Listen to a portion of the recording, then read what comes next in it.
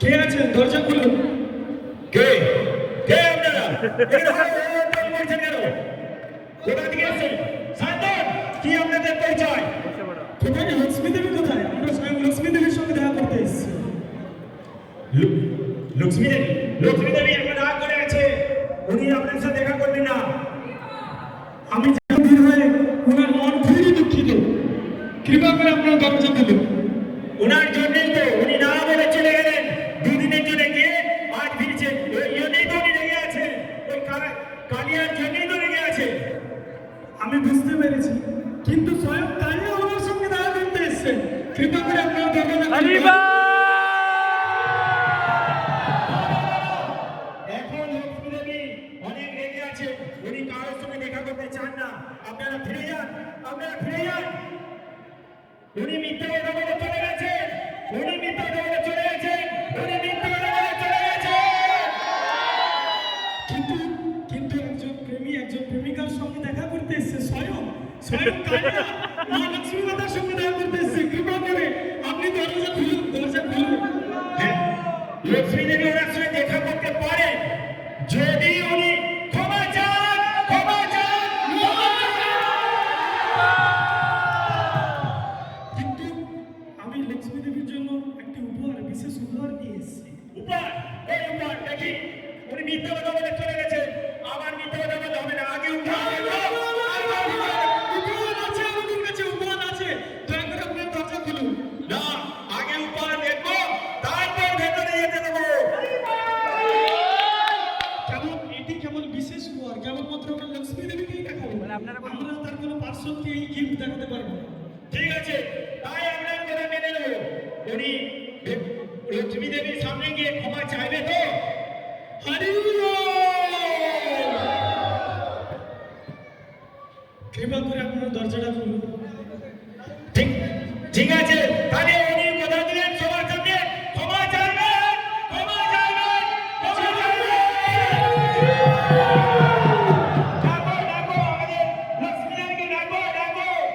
আমাদের কালিয়া এসে ডাকো, লক্ষ্মী দেবীকে ডাকো। চলো চলো চলো সকলে চলো। হরি বল। দরজা খুলুন। দরজা খুলুন।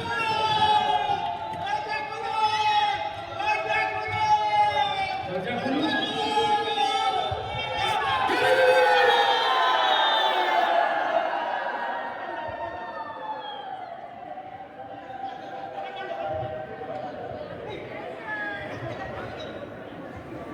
হরি বল। জগন্নাথ সমৃদ্ধি। সমৃদ্ধি।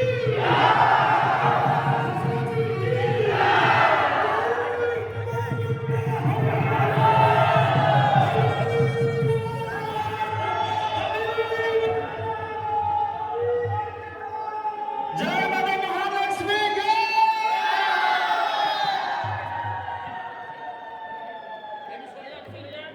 এই তোমানন্দ।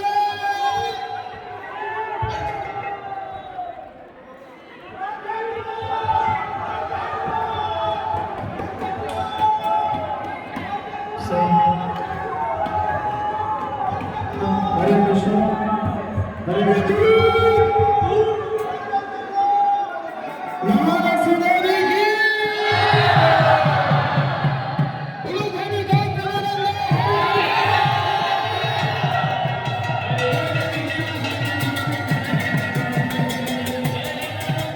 বসো বসো, সামনে থেকে সরো।